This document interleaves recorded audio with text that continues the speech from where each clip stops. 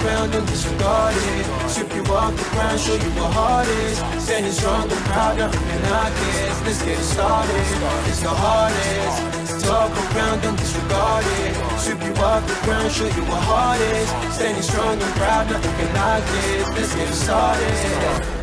Yeah, get your boots ready. We're about to go on a trip where we wrestle, nobody settling or calling it quits. You're here for the grit, betcha this stuff is amazing. You're stumbling? Welcome to the bump in the apron. Step into it, the hardest part of the ring. Here to bring fun, yeah, in this art he is king. It's the best thing, making sure you don't tap out. Don't go soft with the hardest podcast out. And it's not just another one, it's clear. Off the rest, in this content, non-contest. Take the nonsense off the steps. You know it's nothing but pure gems when it's coming off the chest. Get it? Now it's time to sit and relax. Get your mind blown away, ain't no skipping a track. Have you paying more attention, no listening gap. Get everything I ever wanted, no giving it back. Ooh, what's up, everybody? Welcome to the Apron Bump Podcast. I'm your host, the hardest part of the ring. How's everybody's week going? Happy Bump Day, everybody. We're halfway there. Whoa, living on a prayer. Glad to have you. We got a doozy on the way today. King of the Ring, 1996. What we'll be gallivanting about from the old World Wrestling Federation, providing us a little show here that may or may not have some ramifications on the future, may or may not give us the most, I don't know, the most profitable sentence ever uttered on WWE programming. If you don't know what I'm talking about, we got old Frosty McFreeze, old Stone Cold Steve Austin. You know him, you love him. You probably know him from Tough Enough. You know him from Broken Skull Challenge. You know him from The Longest Yard, probably. Mr. Steve Austin, this is his coming out party. You probably, most of you, if not all of you, know what this show is about. Austin, King of the Ring, and all that stuff. We'll get into it. I'm not gonna be like a Transformers trailer and give you all of the content in the trailer here, but lots to talk about there. But outside of that, I mean, everybody knows this show for that, for Austin 316, etc. But god damn it, this show overall is just very. We also get the first Mankind versus Undertaker match, kicking that legendary feud off, arguably the most significant feud of either of those guys' careers. We got a couple good wrestling matches. We got tag titles on the line. We got the last pay-per-view match for the Ultimate Warrior. We got Goldust is here. The Hogs, the Godwins are here. I mean, it's just the cast of characters is aplenty. And in this show, it's one of the most legendary shows, really, in hindsight, as far as the seeds that get planted. But does that mean it's the best show? Well, not exactly. But we'll get more into that at the end of the podcast when the hardest promotion battle of 1996 continues. That's right, WWF versus WCW versus ECW. All three promotions, I compare each of them, not just overall, not just based on the pay-per-view grades, but we look at the in-ring, we look at the out-of-ring, we look at the stories, the characters, the best and the worst. We put that all in a big potpourri of a spreadsheet that I've created. We see where, as of right now, we stand WWF at this point in 1996. In June 23rd of 1996, WWF is currently, according to our criteria, WWF is currently doing the best with 11 points. ECW right behind them with 10 points, and WCW is carrying the caboose at 1 point. What do these points mean? Well, we'll get into it. Make sure to stick around at the end of the episode And whoever wins this battle, once we get through all of the 1996 shows, whoever wins, Daddy will purchase a championship belts of the winning promotion. So, lots going on there. But before we get into anything, let me give a shout. This show's all about Stone Cold, so I had to get the closest thing I could get. He's bald, and I think he shit his pants one time wrestling Yokozuna as well. I could be fuzzy on the details there, but Matt Ritter from the Smackin It Raw podcast, returning to the show. Always love having Matt on. He's a sweet, sweet boy, luscious lips, and a big fat cock on that boy. So follow the Smackin It Raw podcast, the #1 wrestling podcast on Pornhub. I wouldn't know. I'm in Virginia, so I can't watch it, but you can. If you're stumbling upon a gaping gangbang BDSM stepmom video, you might get a recommended video on the side of Matt and his cast of characters on his show, talking about the week of wrestling, what they spit, what they swallow, what they like, what they dislike, what they love, what they bukkake, all of that stuff. They have a very, very entertaining spin on wrestling. It's always a great time. Check out the Smackin It Raw podcast wherever you listen to podcasts, as well as YouTube, Pornhub, of course, Twitch, Facebook, UJizz, all that stuff. So check them out. All of their info in the description below. Matt is a good boy. Follow Matt on Twitter or X, Instagram, Omegle, Grinder, all that stuff. I'll put all of that info in the description below. And follow me at Apron Bump everywhere. Just type in Apron Bump. You'll find me. If you like this type of stuff, if you like this era of wrestling and you'd like to hear me speak more about it, review about it, relive this era of wrestling, the wrestling wars of the 90s, go to apronbump.com and go to the episodes tab at the top. And you can select any promotion, any era that I covered. You can select Wrestling Wars of the 90s. And that'll bring you to all of the WWF, WCW, ECW shows that I've covered in chronological order, starting from WrestleMania 10 in 1994. And I've covered every single show through now. So almost 2 years worth of content there. Go check it out. And check this out. Why don't you? While you're here, WWF King of the Ring 1996 with myself and Pretty Ritty from the Smackin It Raw podcast. Oh boy, how's it going, man? It's going good. Listen, I'm really happy you invited me to do this. You know, the way you've been blowing up on social media lately, the fact that I finally get to be on a Kenny for Your Thoughts is fucking awesome. Is Brandon coming, or are you suggesting that I look like Kenny? No, he's way cuter than you. Just all vague Asians are all just look alike, right? Yeah, no, I'm with you. I'm with you. Kenny, Justin, pretty much Charlie, everyone from Get You, besides Vince and Benji, because they're not Asian. Well, Justin's your favorite Filipino, as you often say. Second favorite, because oh, that's right. I forget she's Asian. I forget you're Asian. My wife does too until she sees my cock, but that's a whole different. It's very, very tiny. So how's the chlamydia? It's good. I got some antibiotics clearing up. Thanks for shouting me out on the last episode. I appreciate no problem. it. No problem. Love to shout out my buddies, making sure you're okay and got all the creams you need. So speaking of your last episode, I was actually listening, and you were talking about like names for what your podcast could have been, and Winged Eagle because you're bird and this and that. The In Time podcast would have been good. The In Time podcast, the Kyle In Time, that's catchy. Yeah. What else you got? Return to Wrestling. I really like that name too. That's a good one. Right. The Joe Rogan Experience. I could also go with that.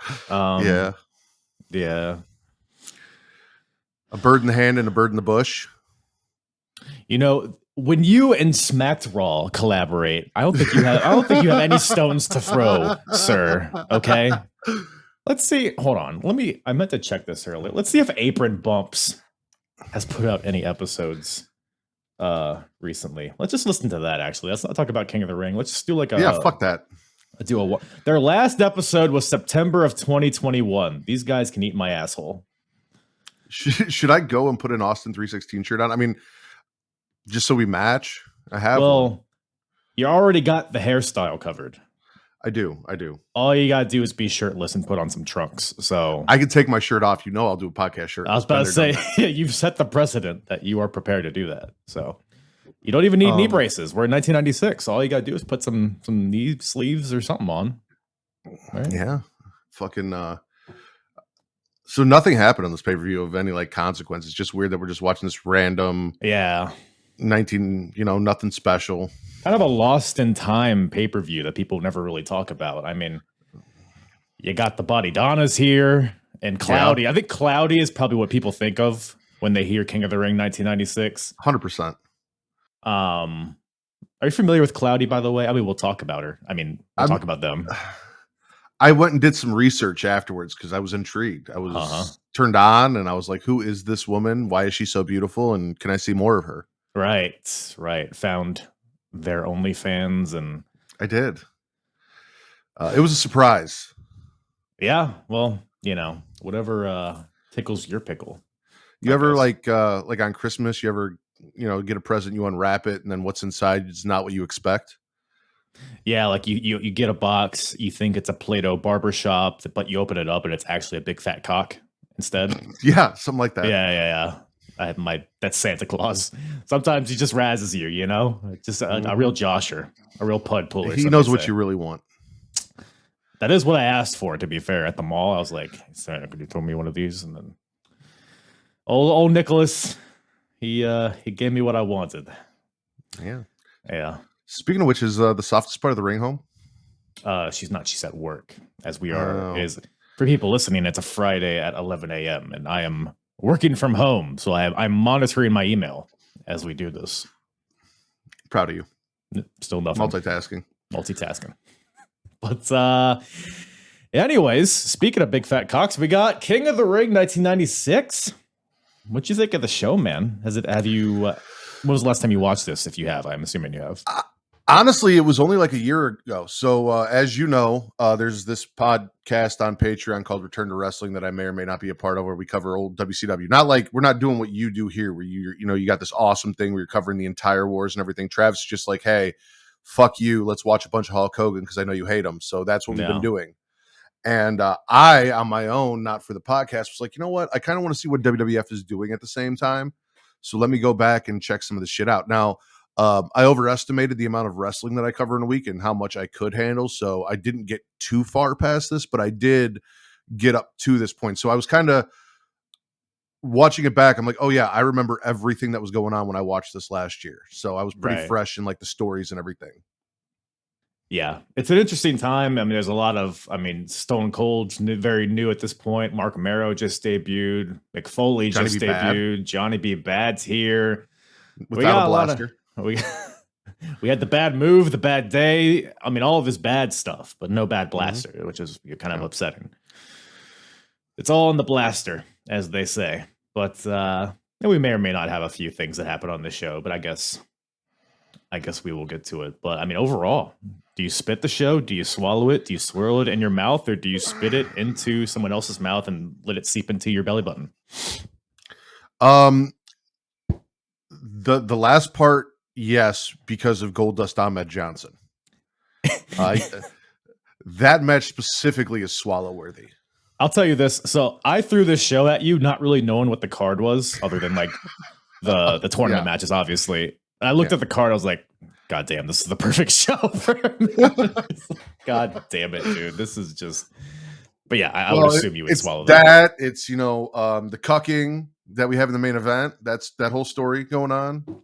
Is it cucking? I thought it was just like cheating. Like an affair. I mean, we'll get into the semantics of the situation, but is cheating just forced cucking? It's only cheating if your spouse doesn't know, but clearly British Bulldog is fully aware. You know what I'm saying? Okay. And I wasn't cheating on you, honey. I told you about it. that's essentially what cucking is. I told you I was going to fuck somebody else. Okay. Don't worry, dear. I'm just cucking you. Mm-hmm. I'll keep that in mind. I'll note this one down. I know you're just going to like name this King of the Ring or whatever, but we could also like side name this the cuckening. The cuckening? I do you know, like Halloween's that. coming up. Yeah. What? Oh, Halloween's like coming up. Yeah. See, there you go. Look at you right here. Is that the season of cucking? I'm unfamiliar. Yeah. I just do pumpkins and stuff, but you didn't realize that people only cuck in October? Is that what Dios de la Muerto is or whatever the hell? Yes. It's just Hispanic for cucking in October. Oh, I see. See, we're learning. Yeah. It's what an educational experience this is. Vince told me that. So if I'm wrong, you guys can blame my co-host. I mean, if there's ever a representation of Mexican cucking, it is Vince Delgado. So at SES Vince on Twitter and Instagram. Send him your thoughts. Hit him up. He loves it. He loves it. Well, first of all, before we even get into the meat and potatoes of this match, we got a dark match, which I thought was pretty interesting. It's Aldo Montoya versus Hunter Hearst Helmsley, who rumor and innuendo suggests that he was slated to win this tournament, but had to go and hug his buddies in a steel cage, and now he's in a dark match facing Justin Credible. At least he wins. But so essentially what you're saying is because Vince is very homophobic, he's punishing Hunter Hearst Helmsley for embracing other men in the ring. That's a good point. See, everyone says that it's, breaking kayfabe and fraternizing with the enemy, but I think that's actually a more reasonable thought, that Vince just hates hugs. Yeah, he does. I mean, damn near fired Titus O'Neil for barely touching him. Yeah, well, he's the Ahmed Johnson of because they're both wet and muscular. That's what I'm saying. So no other common thread there. No, they both wrestle. They both are bald. Yeah. They both suck in the ring. That's about all I got. So, but Triple H is in the dark match, but a free for all match. Which, by the way, have you ever seen the free for all match? I couldn't really find it anywhere. I say I couldn't find it anywhere, but I had no interest in researching the Body Donnas versus the New Rockers. So no. Mm-mm. Which Rockers do you prefer, the original or the new ones with Leif Cassidy? I'm gonna have to go with the original, just because Leif Cassidy doesn't really get good till he starts getting head or giving head. He gives head, right? I think he probably takes it on occasion, but I think he mainly is a giver. Yeah, he brings head with him. He gives it. What does everybody want? What does everybody need? He knows what's up. Back to Aldo Montoya though. Have you? I know Justin Incredible has not sent you a book, but have you been able to contact Aldo Montoya to see if he can get you a copy of that book? I never really thought about that. That's actually a really good point. I'll research him. Do you have his email by any chance? I do. I will. I'll shoot to you in a DM after the show, because like when I can't get a hold of Sami Zayn, I always just message El Generico and he passes the message along. Right. He just says Olay, and then that's about it, right? Yeah, I think it's all it says. Well, that's confirmation. Yeah, that's something. Well, we after Kloudi, which I've never heard of Kloudi before. I saw this last, but she's a handsome gal. She's the new second or the third, the new manager for the Body Donnas, as Sonny is out. Sonny's now with the Smoking Guns. So now the Body Donnas got Kloudi. So Kloudi, outside of the gimmicks, because I actually did do some research. I was like, who the fuck is this? Wrestler by the name of Jim Shoulders. Yeah. Also, do you think it's just coincidence that it was Kloudi, or did that have something to do with the fact that their other manager was Sonny? Well, they really made it pretty incognito because they didn't spell it like you would think. Do you know how Kloudi is spelled? Is it spelled with an I? Kloudi. Yeah. It's a real porn star name. Kloudi. I mean, I prefer my corn spelled with K too, so I get it. Mortal Kombat, with K. It's a thing. It was the 90s. Do love me some corn. But speaking of corn, we got some corn coppers here. We got Mark Marrow versus, actually, it kind of fits in. Johnny B. Bad. Mark Marrow versus Steve Austin in the first semifinal match for the King of the Ring tournament here. So we got Steve Austin, who has just broken away from the $1 Million Man, has just dropped that whole Ringmaster deal. And he even debuted the Stunner the previous week. So we're fresh into this era of Steve Austin here. Taking on the Wild Man. Did they both? Did Mark Marrow do a Stunner in this one? Well, he brought one to the ring. You mean the homely Sable? Yeah, you know. A hose bag, if you will. Well, no, you see, because first Owen Hart on commentary joining Vince McMahon and Jim Ross, which, by the way, I very much enjoyed Owen Hart's commentary. I didn't think I would for whatever reason, because not every charismatic wrestler translates into a good commentator, like Mr. Perfect, for example. But Owen had some funny lines. He says, because Owen was in the King of the Ring tournament, and he lost to, I don't even remember, he lost to Ahmed Johnson, maybe? No, it was Mark Marrow. Was it Mark Marrow? It was Mark Marrow. That's why he was and that's why he was so pissed at Sable and called her a hose bag and homely and everything. He blamed her for getting involved and costing him the match. Yeah. And because Owen attacked Mark Marrow after the match by jumping off the apron and hitting him with his cast that he has on his arm.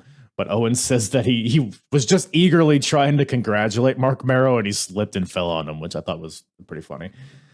But he says Austin, he's like, Austin, you don't see Austin coming out here with any hose bag or anything like that, which is just great stuff here. But not yet. Wait till Deborah shows up. Oh boy. Well, she's busy. Dude, I am so sorry for you, by the way. Why is that? Because I listened to this show, right? And I know you're all excited. You're like, the NWO's here, it's coming.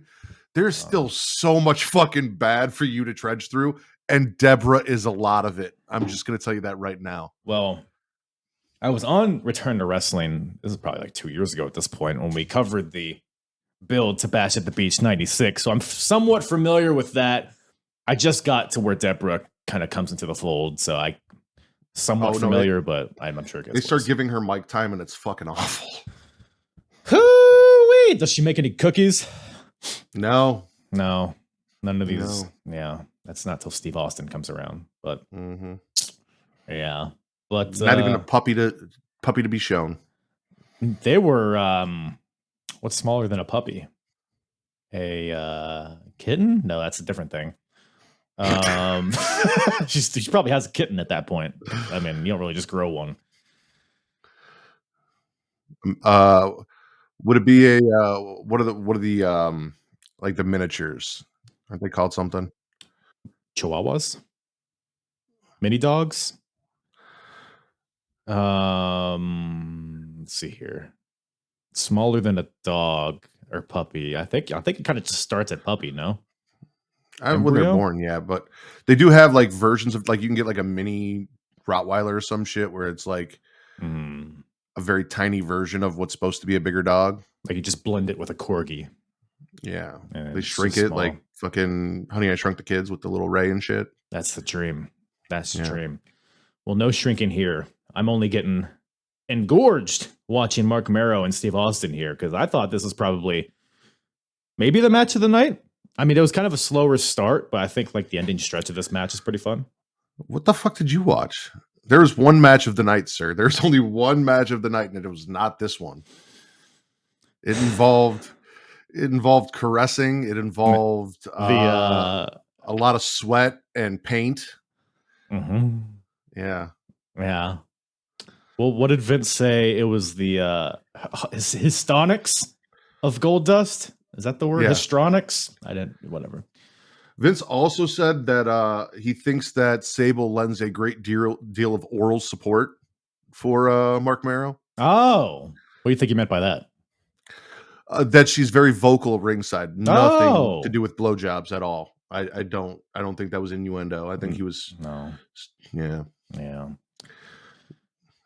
Well, Steve Austin's here. He's bald.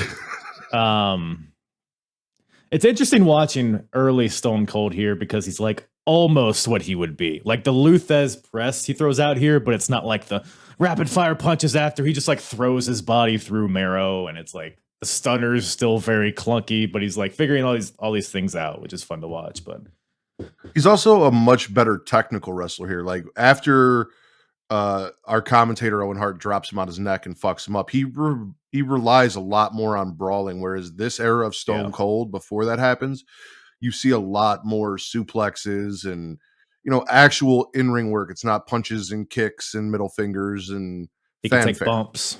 He can, So, but yeah, no, I totally agree. And a lot of this match is kind of just like a methodical breakdown of Mark Mero. He's like using the ring post, Austin is, and he's scraping his face across the top rope, like all the old school heel shit. Boston Crab. Classic Ice Dagger. Ice Dagger, Frosty McFreeze, vintage Frosty McFreeze, I think. Yep. But at some point, Austin's mouth gets busted open. I forgot to go back and check when that happened. Did you catch when that happened? It was near kind of the end of the match. They actually pointed it out. I think Mero threw like a back elbow or something and split him open, and then it just kind of got worse. But that is why he ends up going to the hospital and missing what Jake the Snake says, which is, you know, I don't know if anyone's heard this Austin 316 promo. It's not, you know, it's not like they have shirts or anything for it. I've never heard of Austin 316. So, but apparently, you know, later on, Jake will, you know, say some things and Austin will come back and be like, "What'd he say?" And they're like, "Oh, he talked about the Bible." He's like, "All right, cool," and then did his thing. So, yeah, I think it kind of worked out. But yeah, Mero, I mean, he is the wild man after all. So he's throwing out all his planches to the outside, missile drop kicks. The bad mood, the bad day. Hearn Kanrana from the top rope. Is not able to put Austin away, though, because Stone Cold hits him with the stun gun, which is like a power bomb. But he usually does it like just a lift onto the ropes, like onto the throat. But it's like a power bomb version of it. And then follows it up with the Stone Cold Stunner for the win. So Austin moves on to the finals. And we'll see if he makes it to the King of the Ring. We'll see. I doubt it. Probably not. I mean, he's got some pretty stiff competition in, potentially between either Jake Roberts or Vader in this next semifinal match. Yeah, go ahead. Oh, I'm sorry. I keep interrupting you, and I feel bad, Kyle. I know you just want to talk about matches, and I'm here to talk about like dicks and religion and shit. So I never talk about dicks. I really don't appreciate the crass talk, personally. Yeah, I know. I know. I'm sorry. I thought it was funny, and you probably won't. It's stupid. No one's gonna laugh. But I made this note. It's ironic that Jake found God is doing this whole Bible thing, but then he carries a snake down to the ring, seeing as in the Bible, the snake's the one that tempted Eve and fucked up humanity and all of that. So it's kind of weird that he's still doing the snake gimmick after, you know, reading the Bible and doing all that dumb shit. How many people do you think here in Milwaukee made that connection? Well, it's Wisconsin, so 0. Are you sure? I thought it was because it was the Brewers. King made a reference to the Brewers. Wait, did I say Milwaukee, Wisconsin? Oh, no, it is. Milwaukee's a city. Yeah. Wisconsin's a state. It's within Wisconsin. Yeah. That is correct. I don't really pay attention to like the center of the, like what happens, you know? It's just a bunch of there's nothing over there. No, it's like trees and shit, but Chicago, nothing important. What's that? But we got Jake Roberts. We got Vader. We got Jake saying that the Lord above is going to carry him through this. And they show a little recap of Jake Roberts in 1996 beating Triple H and Bradshaw to make his way to the semifinals here. Not a very long match here. Vader gets locked into the DDT. Jake Roberts hits the DDT on Vader, but Vader grabs the ref on the way down, and the ref disqualifies Vader. What do you think of that call? I mean, if Vader groped me, I think I disqualify him as well. I mean, look, Owen Hart says it. And it's like when you're getting DDT'd, you're just going to grab for whatever. And the ref happened to be in the way. So I think it's the ref's fault at the end of the day. I don't see any reason. So what you're saying is when getting when you're seeing someone get DDT'd, make sure that your cock is not within arm's length of the person getting DDT'd. I mean, generally, sometimes you can't help it. Sometimes your cock just finds its way there. So It does. But I think that's a general principle that everybody should follow. Unless you don't have a cock, of course. Well, Mike Chioda's kind of a bitch anyway at this point in time. Why you say that? I can see him. He comes off that way. Like, you touched me. You're disqualified. Fuck you, bro. Like, Vader's a strong man. Did you see how far Chioda flew? He flew damn near out of the ring from just getting touched by Vader. Like I said, he's a little bitch. Maybe Vader's just very strong. You ever think about that? He's a mastodon. He grows up. He becomes a cool guy later. But for now. Yeah. Well, we got a post-match PHJ. I mean, PHJ. Dude, Vader. Vader pounded Jake harder than a porn star on the casting couch. That's pretty hard. I mean, I'm just picturing Jake Roberts in a casting couch now. And I'm struggling to think of anything else. Why am I so fucking bright? God, the sun came out. Hold on a second. I think the Lord above is just looking upon me. I was just going to say, I think you're about to get smited for having me on the show. Well, Vader smited Jake Roberts, even though he lost, but broke the ribs, I guess, of Jake Roberts. You're going to see him later in the show getting tape around his old, brittle ribs. He's only 41. He's 7 years younger than Shelton Benjamin is now, but he's an old piece of shit, I guess, in 1996. That's 90s wrestling period. Hogan's an old piece of shit. Macho Man's an old piece of shit. Jake's an old piece of shit. Anyone, I'm almost there. I'm 36, so I've got like 4 more years before I'm just an old piece of shit. Right. Well, you can still win King of the Ring, I guess, at your age. That's what shows. That's what Jake Roberts is showing you now. And I think he might win. I think he might win this thing. I think he could pull it out, the snake. Before we get to the finals, we got a little tag team title action. We got the Ass Men, the Smoking Guns, Bart and Billy, accompanied by Sonny, of course, against the Godwins, the team of Henry O. Godwin and Phineas I. Godwin, with Hillbilly Jim, Hog and Pig. And what do Hog and Pig bring out? You guessed it, a goat or a couple goats, not pigs. That would make too much sense. Be nice to their girlfriends. That's not. If you had a fucking animal, what would you have sex with? I'm looking at these goats.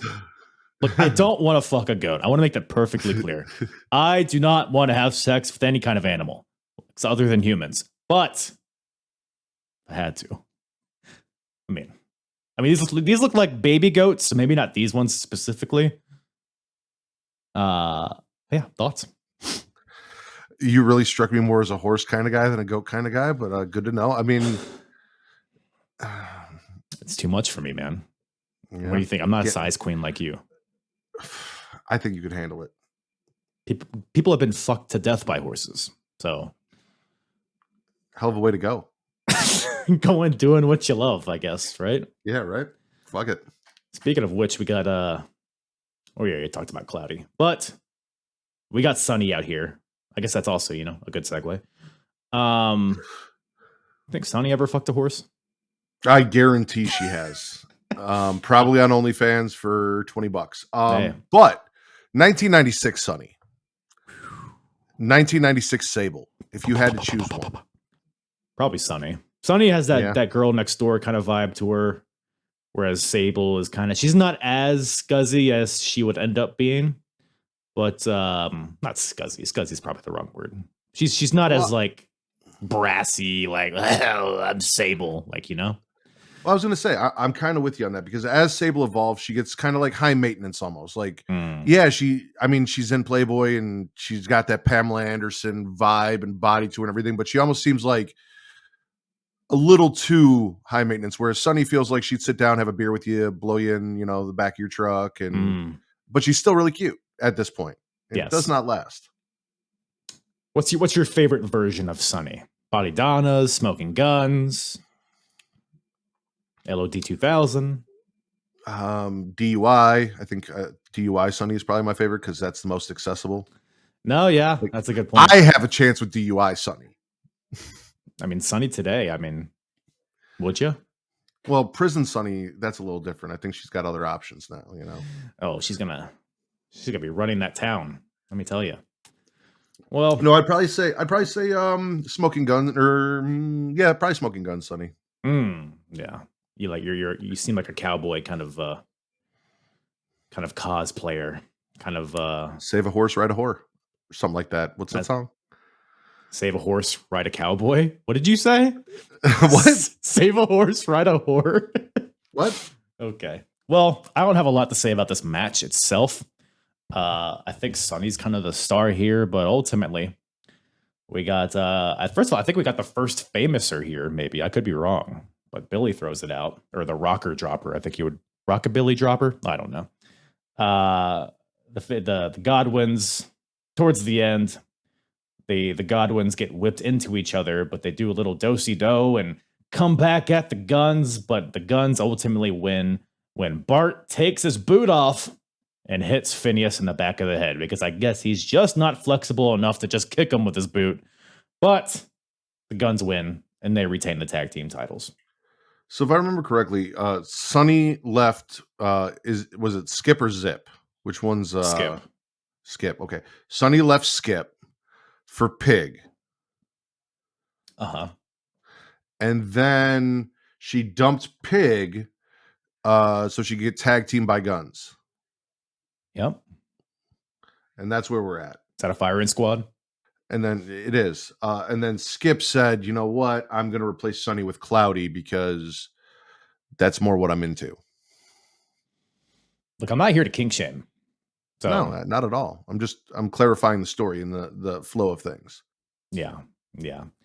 Zip strikes me as a guy that would be into Kloudi. You know? Dr. Tom Pritchard. That. I mean, he seems it just makes sense. Cloudy days are ahead. Am I right or am I wrong, fellas? Well, you think Dr. Pritchard's had some cloudy days? Where was our cloudy days promo? God damn it. Big missed opportunity. Maybe it's coming. Is Kloudi still around?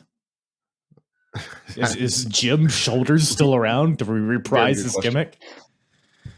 Well, I don't know about cloudy days, but we got Distrucity coming up here. We got the Ultimate Warrior versus Jerry Lawler.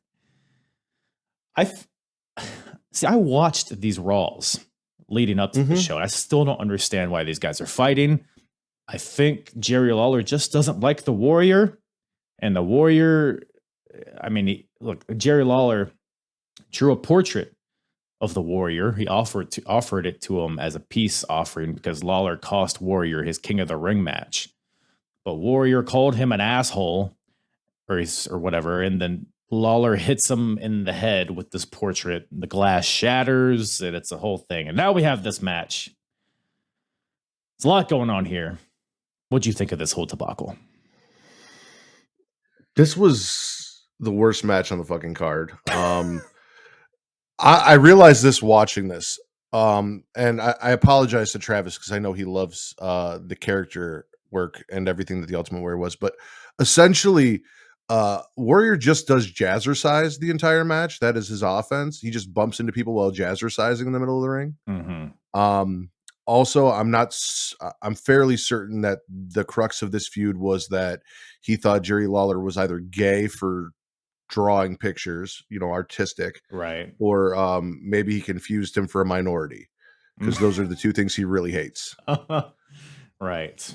Well, I think Warrior just hates most things, actually. So, King's being one of them. So, wait, no, he's an artist, right? Lawler is, and Warrior calls him a con artist.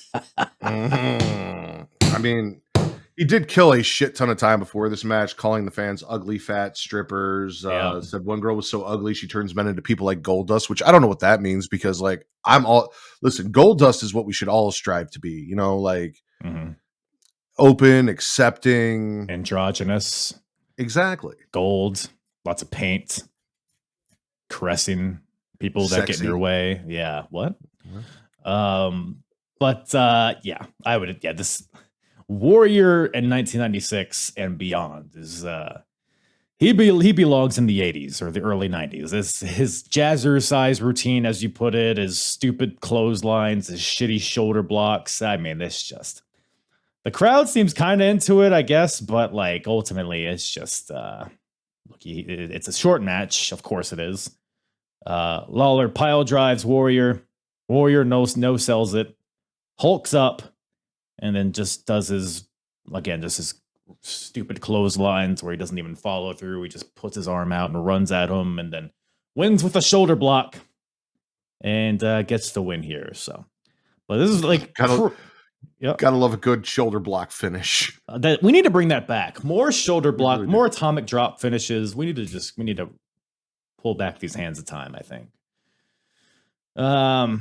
But yeah, ultimately, I mean, Warrior, I think he has an appearance or two on Raw after this show, but this is, I mean, and at the end of the show as well. But ultimately, this is kind of the finish of his WWF run. Until he's got to go to WCW. Right, his WWF run though. Yeah, because NWO and then OWN, One Warrior Nation, baby. Ew, is that what he says? Oh yeah. Oh man, you're just making me not want to keep watching WCW. Don't worry, I think that's like 90. That's either late 98 or 99. You got a ways to go. Hoo-wee. Well, got something to look forward to, I guess. But yeah, so it's unclear if the story, like just in my brief Wikipedia research here, Warrior, I guess he missed a couple house shows, allegedly taking time to grieve the death of his father. But then Vince claimed that Warrior had not seen his father in 10 years. So it's like, well, you all of a sudden matter. I don't know, man. But then Warrior's like, no, it's because you never paid me for my merchandise percentage. So now I am not showing up. But ultimately, a Warrior gets canned pretty soon after this. So yeah. Do you think he had any other value to the WWF at this point, though, if he were to stick around? He didn't have any value to the WWF at this point. Yeah, he could have, He came in, he assaulted some questionable characters that WWF may or may not have painted in a certain light. And then he left, in a homophobic rage. Arrive, be homophobic, leave. That's a t-shirt. Yeah. That's a t-shirt. This I know you talked about this. So this is after the Goldust thing, right? Where like they sat in the ring and he smoked cigars and yes. That to me was worse than this. Oh, it definitely was, but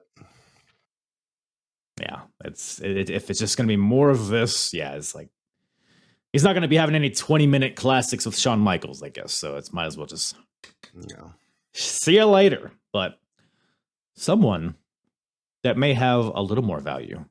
It's your boy Mankind versus your other boy, The Undertaker. Their first singles match, I believe, I don't think they had one on Raw. But their first pay-per-view singles match for sure. In a what goes on to be a whole catalog of great matches here. So at In Your House, Beware of Dog, the previous pay-per-view, Mankind cost Undertaker the Intercontinental Championship, which is just funny to say. It was Taker versus Goldust in a casket match, but that goddamn Mankind was in the casket, locked in that paralyzing hold onto the Undertaker, put him in the casket, and then Goldust won, and Mankind also cost Undertaker his King of the Ring match by making him getting counted out. That's why we're here. That's why we're queer. Yes. I decided to raise my hand and be polite instead of interrupting you. I wanted you to finish. I need to know exactly how the mandible claw works as a paralyzing hold because I'm trying to figure out what spot in my mouth's wife I can hit for that effect. I think you got to reach it, though, is the problem. I will figure something out. You'll extend it. Listen, right?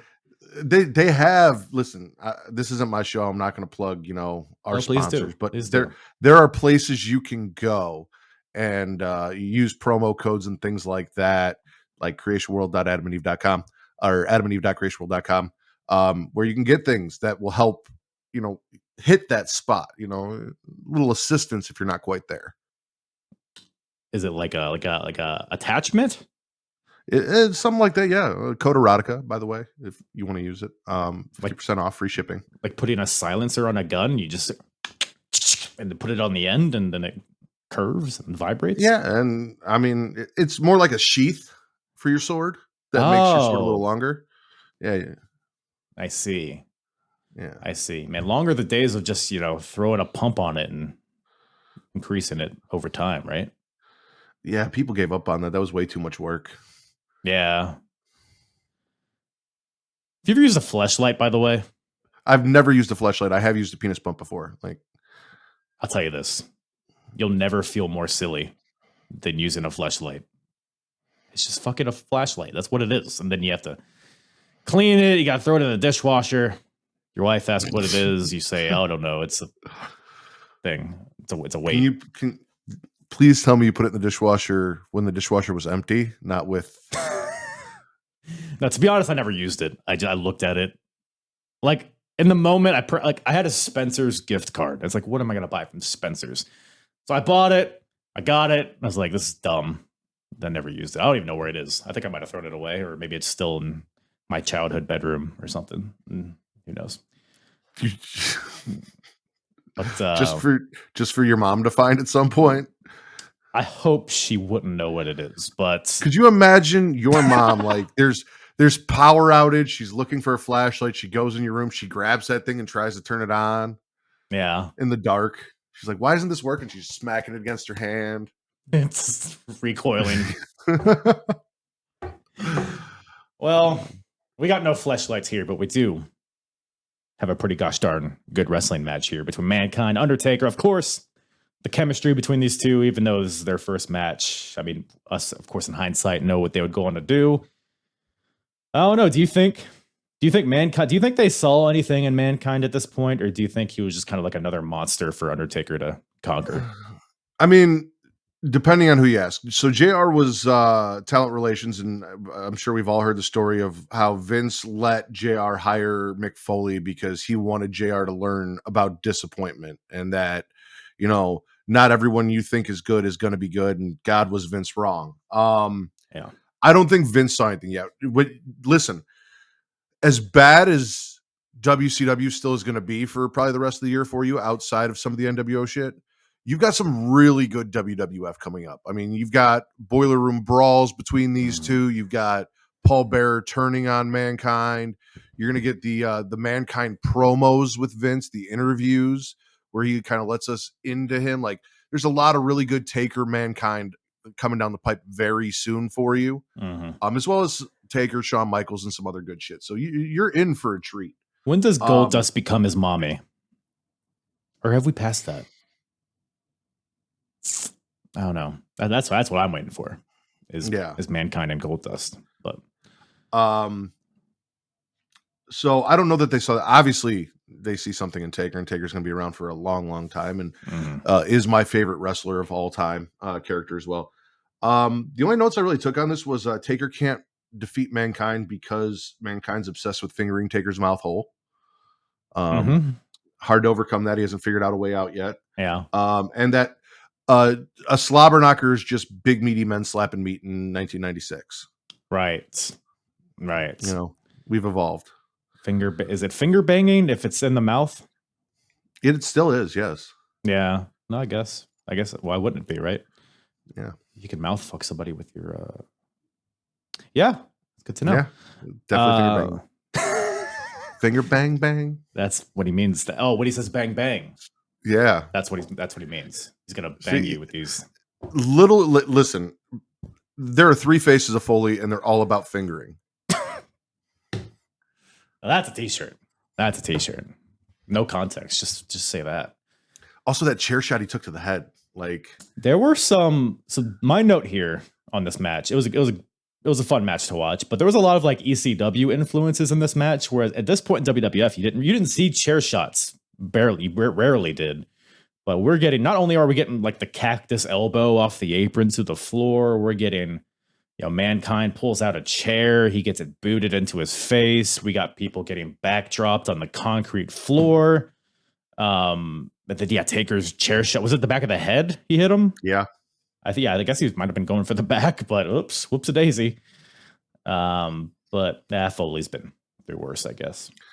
And that's what's crazy to me is like, don't get me wrong, CT is a real thing and it's a problem. We know that we're going to see that in later years and all of that through football and wrestlers. And the fact that Mankind doesn't have the brain of, you know, a vegetable at this point from the chair shots and everything, like the mush that his brain should be is incredible. I mean, he's a New York best-selling author. He's very articulate. Like if you ever hear his interviews or his podcast, it's got to just fall off a cliff at some point. But yeah, he thinks he's Santa, so that might be a little bit of it. That might be what. Yeah, that's probably the wires that's a little loose. I guess that's as good as you can hope for, I guess. But he's here squealing like a pig, which is a great character choice, I thought. Are you familiar with the movie? I don't know if you've heard this. It was from the 70s. The Texas Chainsaw Massacre. I am familiar. Yes, I've never seen it, but I'm familiar. Leatherface, the main character in that, squeals like a pig, and that was always my thought. And kind of, I did a show with this guy Will Gray. I don't know if you've heard of him. Botch Spots and Chair Shots. Great guy, love him. Great. Yeah, he's fun. He cooks. We did a thing called Horror Movies and Waffles, and we compared wrestlers to horror movie characters because we both love those two things.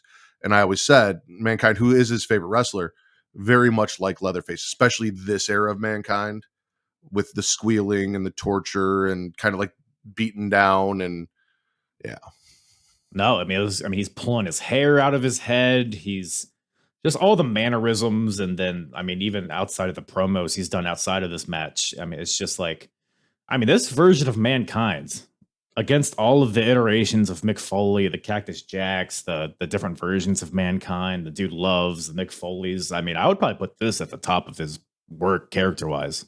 Oh, yeah. I mean, his later, ECW stuff is really good, too. But, yeah. Awesome Dewey. Kane Dewey, man. Those promos in ECW were just magical. We covered that because I said Dewey's another word or another name for Dwayne, and I asked you to cane your cat for everybody. That's right. That's right. Triggering you got that kendo stick. I know you said you don't remember anything that happens on your shows, but I'd like to think that there's a special part in the back of your brain that remembers everything we do together. Yeah, it's kind of like it's like herpes, man. You know, your voice enters my ear hole and it just stays there. No matter what creams you use, you might be able to tame it. You try. It's always there. It's always there. But we got Mankind here. Probably, he might have herpes. I don't know. But he's throwing tantrums. He's pulling out his hair. Paul Bearer, who's there, of course, with the Undertaker, has the urn. Foley grabs the urn, goes to hit Undertaker with it, but then Paul takes it from him. But then a comedy of errors happens, and Paul Bearer accidentally hits Taker with the urn, and Mankind locks in the paralyzing mandible claw for the win. So, mouth hole fingered. Mouth hole fingered is what this show should be called. But a clean-ish win for Mankind here. So it's clearly they see something in him. But if you're listening to this, when is this going to drop? Like 4 weeks from now? During the next presidency sometime, I think. Okay. So when Kyle finally releases this, I need you guys all to go in the comments of this on either Twitter or wherever the fuck and let us know what should we have called this episode? Mouthhole Fingered or The Cuckening? Which do you prefer? Well, given this next match, I think we might have a few more options on deck here. We got it could be chocolate melting in your mouth. Who knows? But we got the Intercontinental Championship on the line here. So we see modern day. We have Gunther's the champion, longest reigning. He's having these great matches. He's the Imperium, the nice jaw, the handsome faces. It's just world-beating stuff. But in 1996, we have Goldust, the champion, versus Ahmed Johnson. Goldust reminds you of anybody that you know?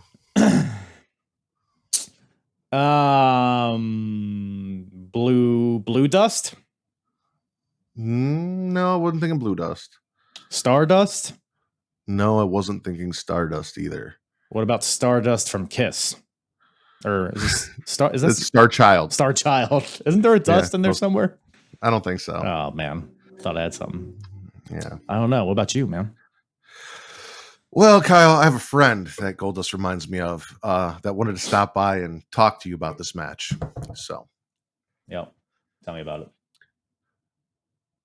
Ladies and gentlemen, it is so nice to join Kyle. He tried to keep me off the show. I made it in for the Royal Rumble. I ran in at number 30 and fucked the shit out of him. And now I am here to discuss the greatest match in professional wrestling history, the Ahmed Johnsons, or as JR referred to him, the Big Bad Johnson, which is what I like to think of him as, versus the greatest wrestler of all time, the Goldust. So let us analyze analytics, all that fun shit. What you got for me, Kyle?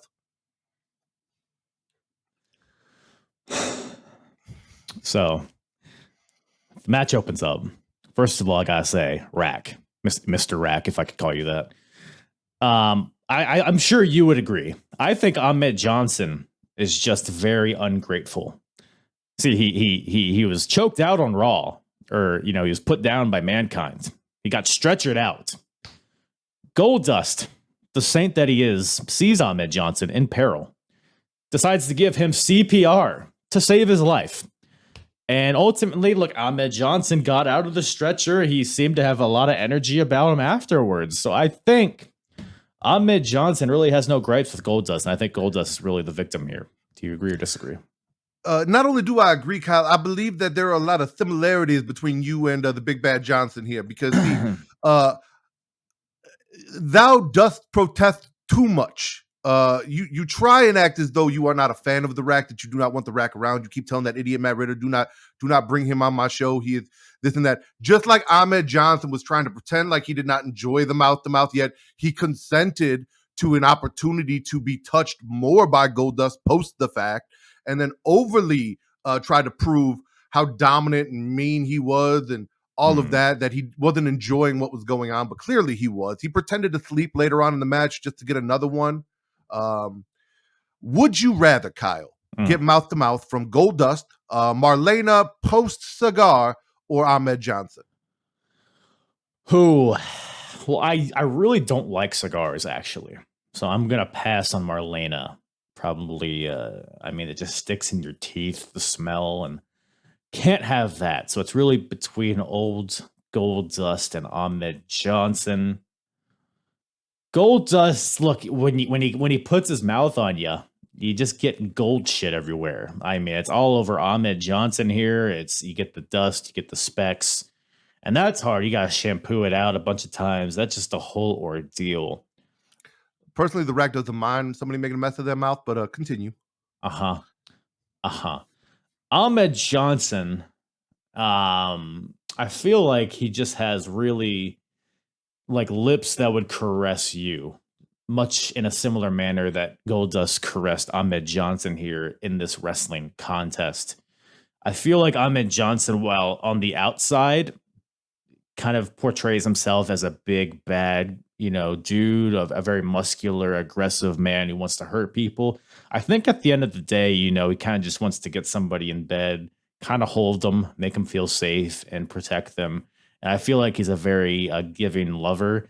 We're not talking about having sex here, but whatever happens, happens. So that being said, I would pick to be mouth to mouth by Ahmed Johnson.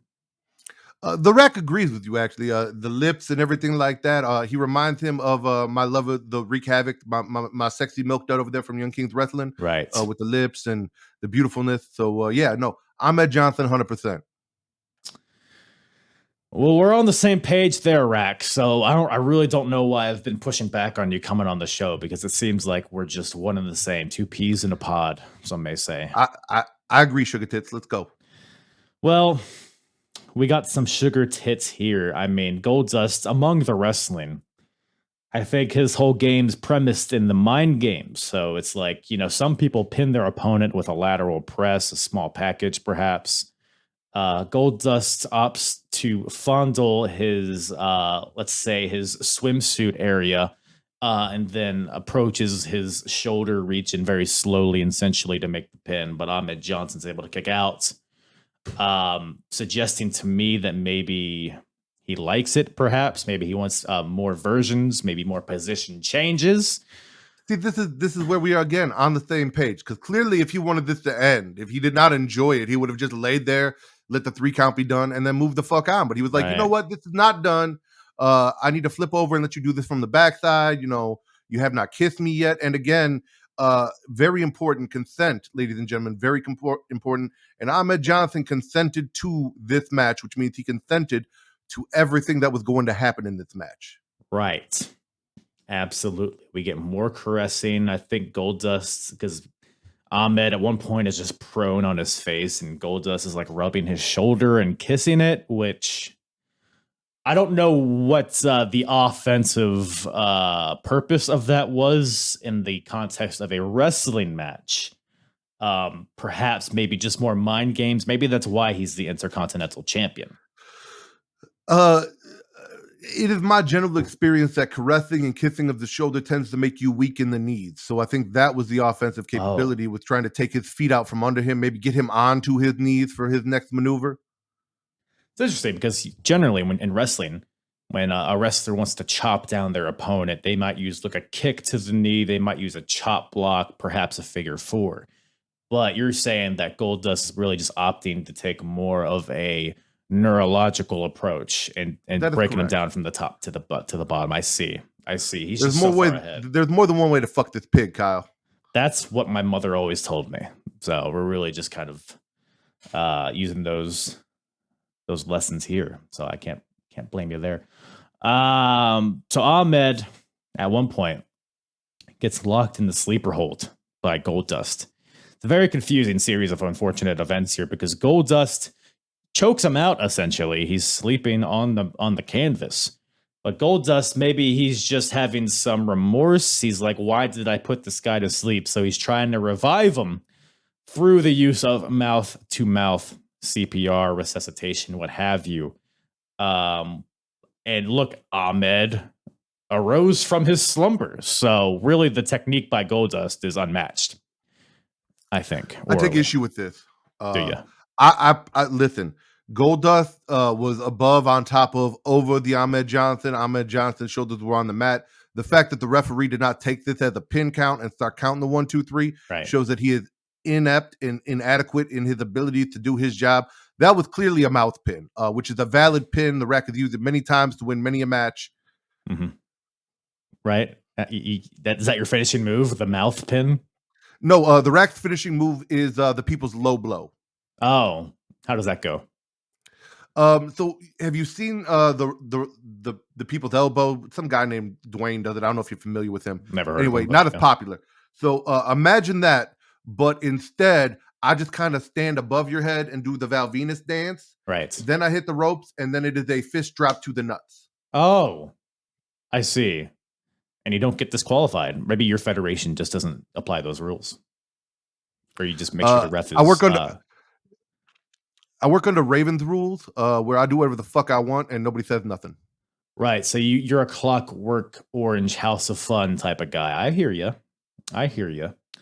Well, apparently that's not the governing body in which this contest is being organized upon, because Ahmed Johnson arises from this mouth pin, grabs Goldust by the neck, starts beating him about the face and body, hits him with a spine buster, and then the Pearl River Plunge for the win. So we have a new Intercontinental Champion in Ahmed Johnson.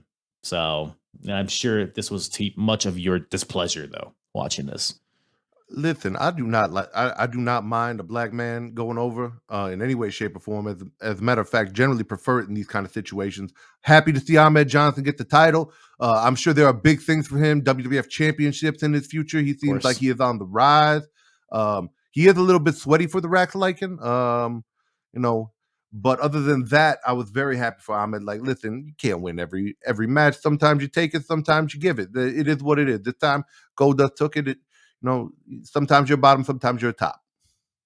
So you would say you're a verse fella. Yes. That's when you post on Craigslist. It's MF for MF, or how does that go?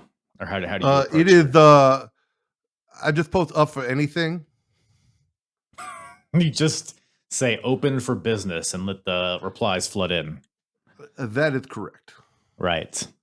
Well, Rack, I mean, I don't know if you wanted to stick around for anything else. I mean, I know there's a lot of stuff you might be interested in international incident commercial. You might be interested in Brian Pillman.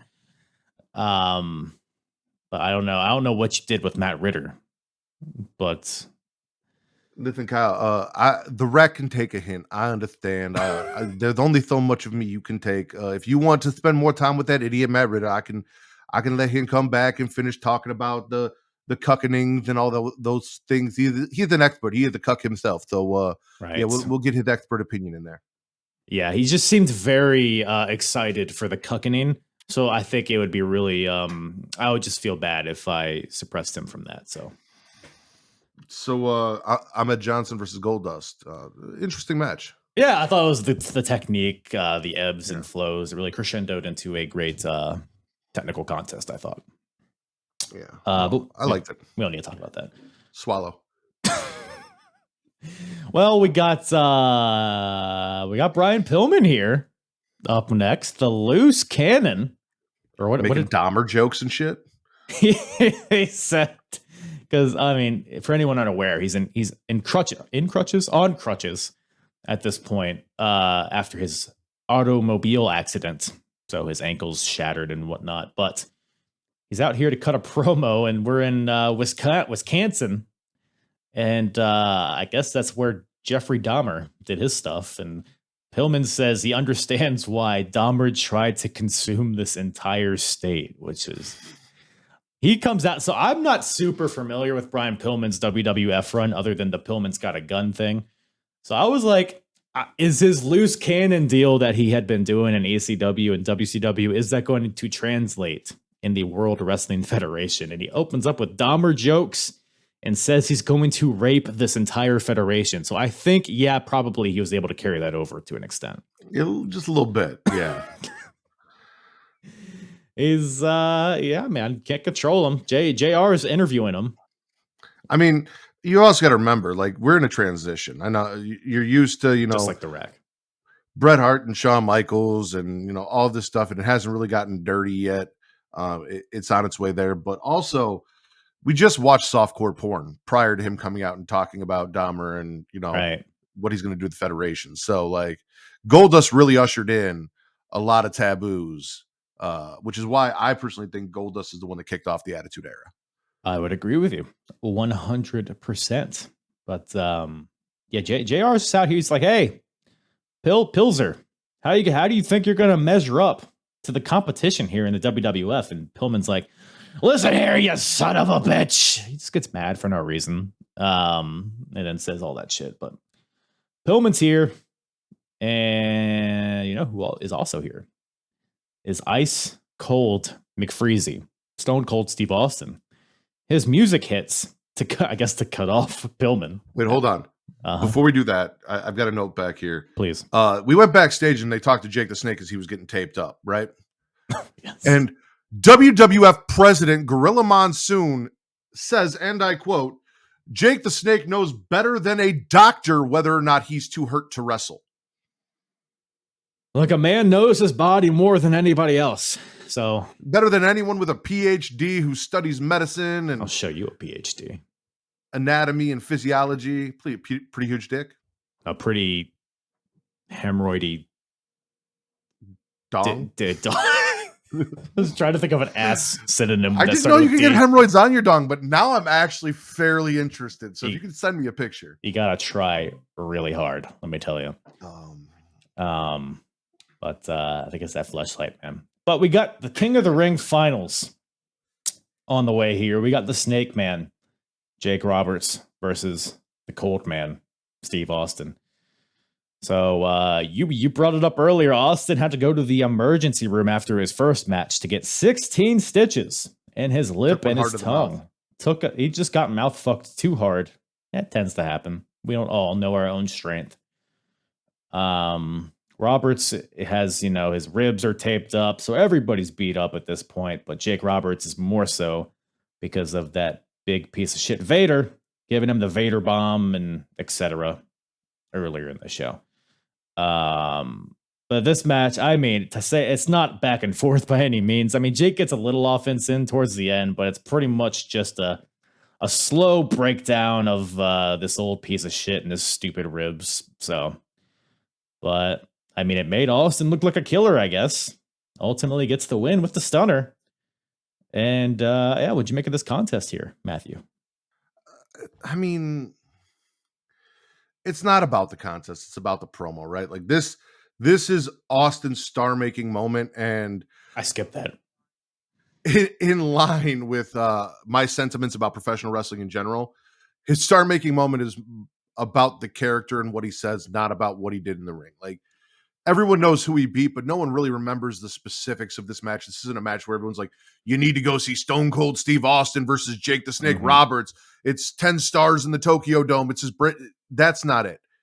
It's the charisma, the personality, and the moment that happens after this, what he says after this, that skyrocketed him. Yeah. I mean, I think after this match, I went into the kitchen and made a sandwich. I had to go do some things. I came back and it was the main event. I don't know. Anything of significance happened in between? He walked out to where the chair was, because by the way, everyone the chair touching the chair throne. And the crown, the throne chair. The throne is a chair. How dare you? Synonyms.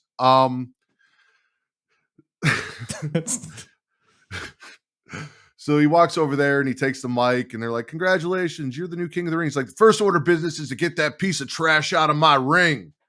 Loved it. You come out, you talk about your Psalms, talk about John 3:16. Austin 3:16 says, I just sucked a dick, or something like that. I don't know the exact quote. Right. I think that's pretty much what it was. Yeah. Is that what the back of your shirt says? Austin 3:16 just sucked your dick? Yeah. Yeah. I get a lot of looks at the grocery store.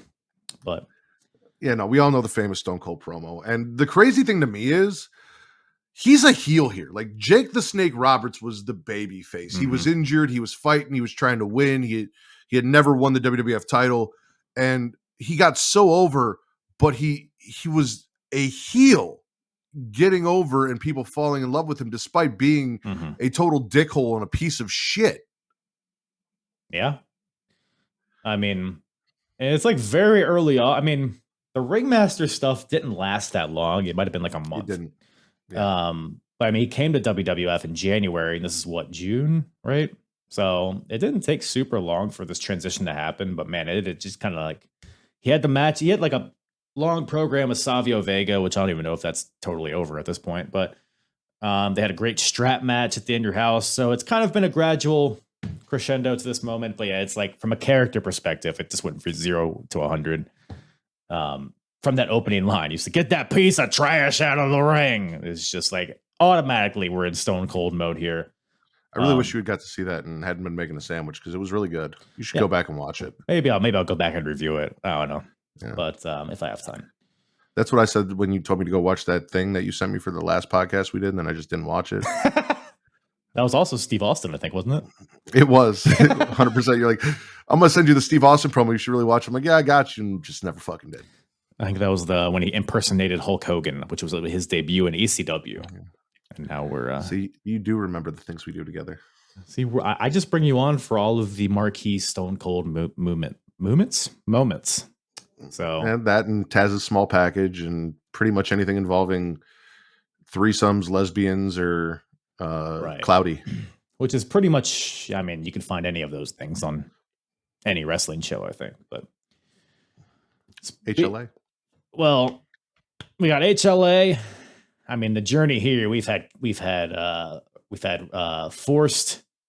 What would you call Goldust on Ahmed Johnson? I guess that wasn't forced. He was asking. It was consensual. Right? Yeah, it was consensual. Listen, I wasn't here. You and the Rack talked about it, but the way it kind of works is like, I'm sitting in like a little theater inside my head watching the Rack do his thing. He's an asshole, but he's also fairly entertaining. Right. And then vice versa. So he's in my head now. He speaks a lot louder than I do. So I watched it, and I have to agree with the Rack. Ahmed Johnson agreed to this match, and anything that happens inside the confines of the match when you agree to it is fair game. I never once did I hear Ahmed Johnson say no, stop, don't, or give a safe word during that match. So right. You're hearing it here first, folks. If you can't hear them say no, it's all Gucci. I'm with you. according to Kyle. That is a Kyle Bird quote. Well, I never heard Diana Smith say no either when Shawn Michaels buggered her, but maybe that's because it was behind closed doors. So, if I remember correctly, and correct me if I'm wrong, well, two things. One, Shawn Michaels is essentially the opposite of Ric Flair right now, right? Because like Ric Flair's like collecting women's wives or dudes' wives like they're fucking Pokemon. He's got to fuck them all. Yes, over there in WCW. And Shawn Michaels, if I remember correctly, essentially Diana Smith tried to fuck Shawn Michaels and he turned her down, and then she got mad, and then she said he tried to fuck her. From my understanding, I think this was all just a ruse to get Bulldog a title shot. So Diana said that Shawn Michaels came on to her, but Shawn's like, don't flatter yourself, lady. I would never do that. So it's a bit unclear what the reality is. But knowing Shawn Michaels in this time period, he probably came on to her. It's probably all real. See, I feel like it's the other way around. I feel like he was beating women off the stick. I think she came to his locker room. She's like, hey, you know, how you doing, Shawn? He's like, you're not really my type. Like, I got Sable and Sunny running around here. You're a good looking girl, but you can't compete. You got to get out of here. And then she was hurt. So she ran back to British Bulldog and said, listen, Shawn came on to me. He disrespected our marriage. And in no way, shape, or form does British Bulldog win in this, because either your wife's trying to fuck somebody else or somebody's telling you that your wife isn't fuckable. So, like, it's a lose-lose situation no matter what is going on here. Right. Him. Yeah. I don't know. What do you think Jose Lothario thinks about all this? I don't know. All I know is apparently Owen Hart went from, because he's Shawn Michaels' mentor. I get it, but, like, I don't know. And this is a very big match for Shawn Michaels. This is the brother-in-law of Bret Hart, who will be his biggest rival. And, you know, he's a British legend and a big and muscular and talented, and has a wife that Shawn Michaels doesn't want to have sex with. Like, all of these things. So he needed Jose there, who is a Lothario, to back him up. Oh. Is he related to Humberto and Angel? I do not think so. I think that was just an homage to them. I see. Yeah. I see. I will say this, though. We've got Mr. Perfect as the enforcer, which we didn't talk about. Like, they're like, oh, Mr. Perfect's going to ref. And then Gorilla Monsoon's like, you're not going to ref. You're just going to stand outside and look pretty. Right. He's the second referee. He's the outside referee. And Owen Hart on commentary. So essentially, all of Camp Cornette, which is the weirdest fucking faction in professional wrestling next to the Dungeon of Doom for me, because it just doesn't make any sense. It's like the oddest collaboration of just like random fucking people put together under Jim Cornette. Owen got a little racist on commentary here with some of the things he was saying about Jose Lothario. I forget what he said. What did he say about Jose? He called him like an old dirty Mexican. Look, maybe the wording was a bit rough around the edges, but is he wrong? He looked clean to me. He looked like he showered before he came out there. Right. And we talked about it. Old is subjective. Like 41 is old now. I don't feel like that's old. Yeah, I mean, it's in the eye of the beholder. Owen got a little racist in the commentary here. I was kind of shocked. I'm like, all right, calling women hose bags and homely and shit. That's one thing, but now we're stepping up the prejudice a little bit. I think he's just saying what he is. I don't think that's racist. I think it'd be racist if you like. Don't do it. I was gonna say, what was the segment that you and Kyle or you and Kenny had? Oh, racist chops. Yeah, racist chops. Yeah, a Tatanka inspired podcast. Yeah, I remember that. We're still in the. We have yet to release a pilot episode, but we're working on it. But racism aside, by the way, first of all, I am so fucking sick of Diana Hart. Like every British Bulldog match, she has to be there, and they have to do the split screen of her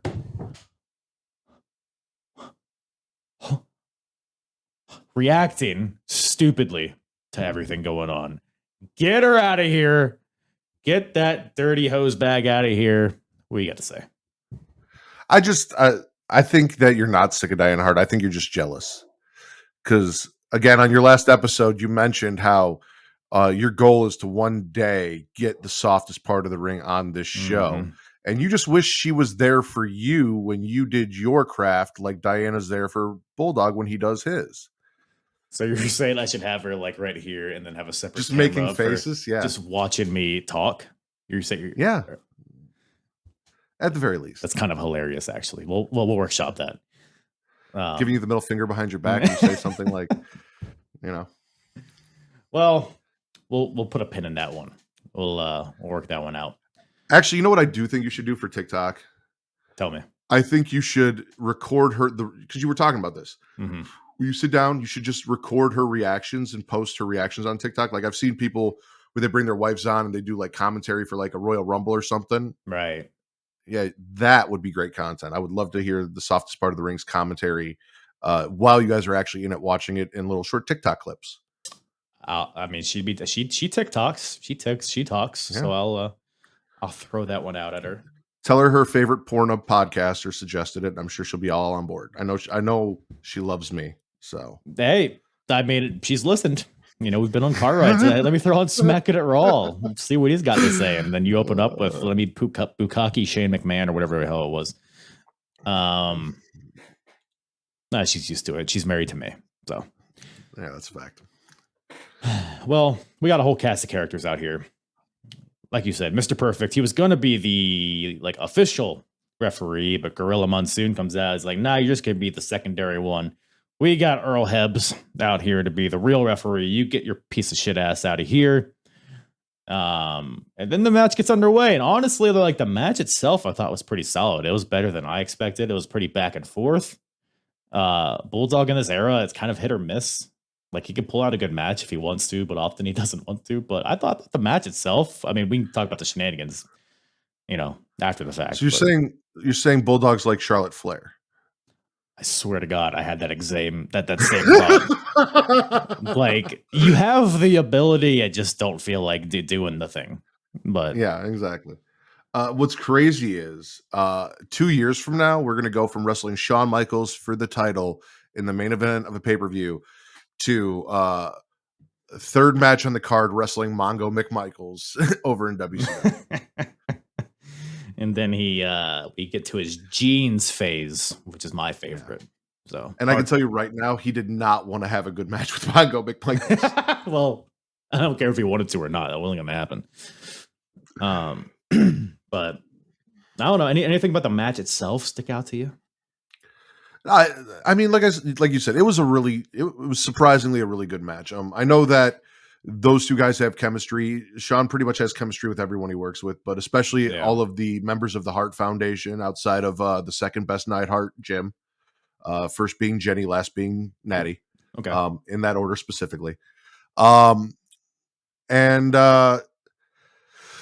I mean, it was exactly kind of what I expected it to be, with Mr. Perfect on the outside and the ref on the inside, and Perfect, I feel like didn't get involved as much as I thought he would.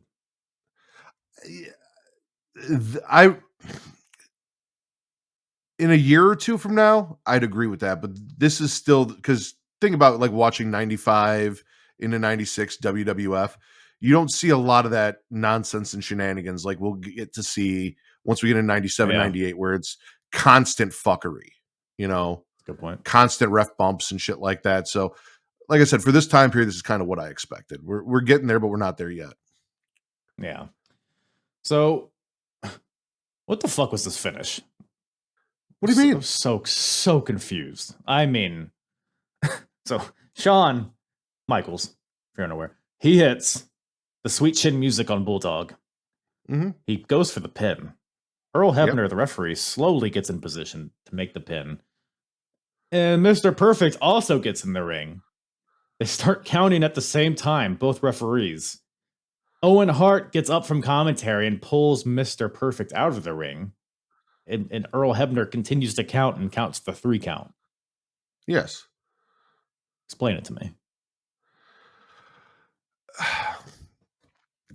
I mean, Mr. Perfect was trying to throw off Earl Hebner's count, and Owen thought, hey, maybe if I pull Perfect out because he's closer, I'll distract Hebner long enough for British Bulldog to kick out, and he was incorrect. Or they just had no idea what the fuck they were doing. This was stupid. It was one of those two things. It's tough. I'm not sure which. Yeah, it's a little. It's A or B. That's for sure. Yeah, I'm leaning towards the second option. I mean, there's a whole. Sean wins first of all, but then they do a whole post-match deal where Owen gets in, starts beating on Sean. Sean locks him in a figure 4 in the ring and then rolls up Bulldog for a pinfall after the match. Maybe just to hold him there to neutralize him. I don't know. But then we get a whole...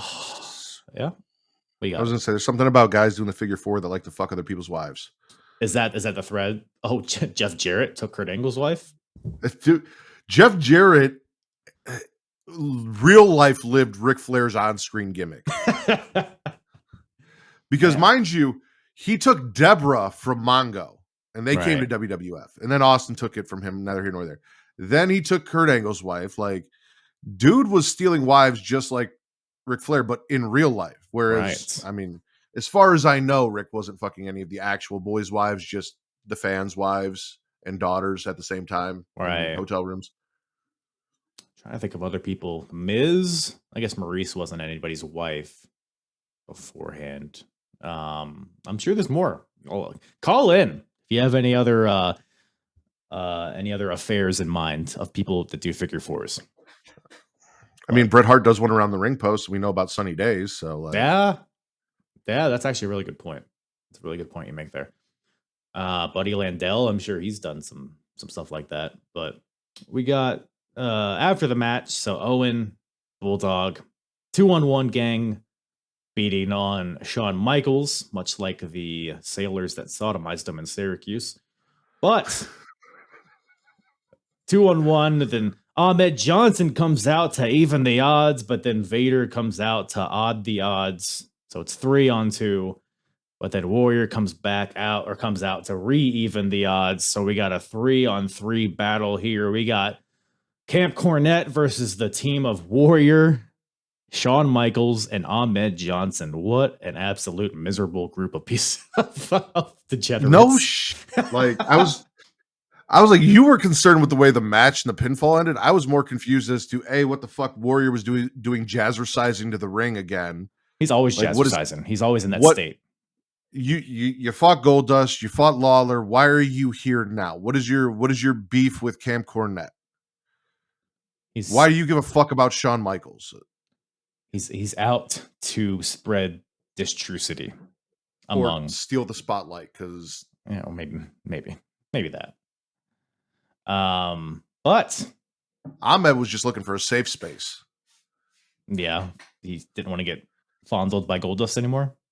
I'm sure Goldust stopped by, in the locker room to check on him. He just ran, and he ended up in the ring. He's like, "Oh well, I'm here." I mean, help out Sean. It's got to be impossible for Ahmed to shower after the match because you're just in this. Some people they think like someone's gonna like what's the movie where somebody like goes into the shower with like a fork or something. Maybe it's not a fork, or maybe it's a knife. Psycho? Is it Psycho? Oh, I don't know. Yeah. It's you're getting off. That's your forte. I figured I'd throw it to you. I don't know if you can see it. If you can see it back there, I do see it. How could you not see it? I can't reach that chair. It's too far away. Yeah. Sorry to hear that. Plus, he's all sweaty and shit. And like, listen, when you're that sweaty and you're that slippery and you're that painted and greased up, the last thing you want to do is go into the shower with a bar of soap because we know what happens if you drop it. Well, yeah. No, that's actually a good point. I was trying to think if Ahmed would would you do that to Ahmed if he were to drop the soap? I mean, I feel like 100%. He probably have you ever seen Chuck and Larry? Yes. The Vic Grimes, not Vic Grimes. Ving Rhames. Vic Grimes is the quick guy that got thrown off the deal. Yeah. It's a very, very similar situation. I'll put it that way. He might be asking for it, but Ving Rhames is not here, but who is here is everybody else. But that's how I was thinking more of like Ving Rhames in Pulp Fiction. Oh, you see, I've only seen that movie once, and it's been a while. Really? Yeah, it's a good movie. I liked It's a it. real I good just I movie. can't really remember a lot about it, but You don't remember like the pawn shop and the cop and the gimp in the basement and yes, that was where Bruce Willis yeah, was, right? Maybe and no, Ving Rhames. Ving Rhames. I don't remember Ving Rhames in there. Or no, it wasn't Ving Rhames. I am incorrect. That was It was Ahmed Johnson. yeah, it was Ahmed Johnson down there. We need to get Ahmed Johnson in Hollywood. I think that might be his calling. You know how like Nathan Jones thought he was a wrestler, but he was actually an actor. I think that's what Ahmed Johnson's deal is. You think he's actually an actor? What movie would you throw Ahmed Johnson in to make it better? Texas Dildo Masquerade. Ah, I thought he was in that. Maybe not. No, he was not. Unfortunately, we'll have to review that again. That was an all-white cast. Oh, no BBC's allowed. No. That's what they put on their thing. Yeah. Well, King of the Ring. No, it was Ving Rhames. Ving Rhames was Marcellus Wallace. I was right. I knew it was. Thank Fucked me up. goodness. Thank goodness Yes. we covered that. You're the king of that research. But speaking of kings, we got King of the Ring 1996 coming to a close here. If you had to grade this show from S to F, what do you think you would throw at it? Well, seeing as I know what's going on in WCW, based on that product, I honestly, I give it a solid B.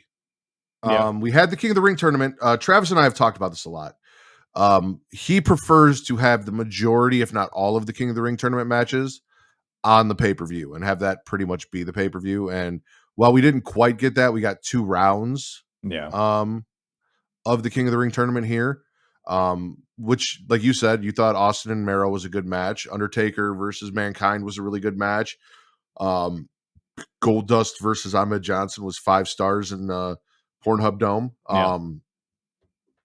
Or 5 And the Bang Bus. eggplant emojis. Yeah. The Shawn Michaels Bulldog match until the ending was good. Mm-hmm. Generally outside of the tag match and Lawler Warrior, everything on this in-ring wise was actually fairly solid for the stories that they were telling, because whether in all actuality, whether you thought Goldust versus Ahmed Johnson was a very good match, the story that they told in the ring matched the in-ring work. You know, like I actually did not mind the match. It was very silly, but it was like, I don't even know if I mentioned that Ahmed doing that fucking dive to the outside and almost killing himself, falling on his head. But I mean, it was an exciting match, for better or worse. Yeah, but I mean, it's also the launch of Austin 316, and so with all of that in mind, I'd give it a solid B+. And I highly recommend. I highly recommend that for best match of 1996, you put Goldust versus Ahmed Johnson in that spot over Diesel and Shawn. You know what? I'm going to. It'll be a few days before I do that, so I'm gonna let it marinate. I'm gonna let the gold seep into my cockles, and we'll see where I'm at when I grade this show. But I wouldn't get your hopes too high. I was just saying, I don't know if we're allowed to give recommendations since please. We're here with you. I mean, I'm open. I'm wide open. Okay. But no, I don't think so there. But King of the Ring, 1996. I mean, a lot of this show was pretty hardcore. You might be able to say it was pretty raw, and people were getting kind of smacked around. But speaking of which, we got the Smackin It Raw podcast. We got Getting Off. We got the hullabaloo from Croatia World. Tell all the daddies and mommies where people can find you, listen to you. If you want to find anything Creation World, which is all things entertainment, we do Creation Conversation Monday through Friday live, noon Central, 1 p.m. Eastern, where we talk all that nerdish news, trailers, everything in the world of entertainment. You can follow them on all social medias at It's Creation World, ITSCREATIA World, or Linktree/Creation World. For me personally, I am on Twitter at Matt Ritter for your wrestling content, at MATTRIDDER, or at Getting Off for your horror content. Smackin It Raw is the #1 wrestling podcast on Pornhub. Getting Off is the #1 horror podcast on Pornhub. If that's your thing, come check us out. Also, you guys can follow me on TikTok, Instagram, and Threads at Smackin It Raw. Nice. We still got to do that. What was the Divas show that you recommended? Oh, it was Girls Gone Wild. Wasn't there another? It was the WWE one. Oh no, it was Girls Gone Wild. Yeah, with Tori Wilson on there. Yeah, maybe Stacy. Yeah. Have you seen? I forgot if I asked. Have you actually seen that? I think back in the day I downloaded it on LimeWire and watched it because I do. I know for a fact, as disappointing as it is, you do not see Tori or any WWE wrestler cameos actually naked in that Girls Gone Wild. Not even Kloudi? No. Damn. That's Guys Gone Wild, I guess. Yeah. Well, depending on... Listen, I got to ask Kloudi what her pronouns are, or his pronouns. Their pronouns. Yeah. Until we know. You know, you can't assume. You got to make sure Jimmy Shoulders is okay with that, I guess, right? Exactly. Yeah. You wouldn't want the wrath of Jimmy Shoulders. Nope. Against you. I don't know. What do you think the Rack would think about Kloudi? I think Kloudi is right up the Rack's alley. I think that's exactly what he's a gender fluid trisexual, so he'll try anything once. And I think, you know, that ambiguous mix that Goldust and Jimmy Shoulders has going on is perfectly in his niche. Once again, thank you to Matt from the Smackin It Raw podcast for joining me once again on this lovely, lovely journey through the King of the Ring 1996. Go check out the Smackin It Raw podcast wherever you listen to podcasts, YouTube, Twitch, Pornhub, all that stuff. Check it out in the description. Follow me at Apron Bump. Subscribe to my channel, YouTube channel. There's video version. There's audio version, video version. I'm working on creating a taste version. We're almost there. But in the meantime, like, subscribe, rate, review, tweet on my nipples, call me a little bitch. Do all of those things. But before we go, Bartholomew, hit that jingle. WCW, ECW, WWF, who's the hardest promotion? Eric or Vince or Paulie? I think we can agree, though, it's mostly shit. Alrighty then. Let's grade this show, why don't we? So if you're on YouTube, you can follow along as I share my screen, but if you're in audio land, I will walk you through it as well. First thing we're going to do before we get into any of the other criteria, we are going to grade this event, King of the Ring 1996, from a scale of S being the best show of all time to F being the drizzling shits. King of the Ring 1996. What are we thinking, folks? So it was a pretty good show. Like, it was definitely not a bad show for sure. So C is the floor. I don't think this is A territory. You could argue A if we were like factoring in hindsight, you know, as far as like what Austin 316 would mean, what Mankind and Taker would go on to be, things like that. But we're coming at this in real time, just based on the show in a vacuum, really. So I don't think A. So either B or C is really where we're at. I gave In Your House 8 a B. Great American Bash, I gave a C. So really, like, what is it closer to in terms of quality? I mean, the show was pretty good, man. The main event exceeded my expectations. Steve Austin versus Mark Marrow was good. It was cool to see Austin.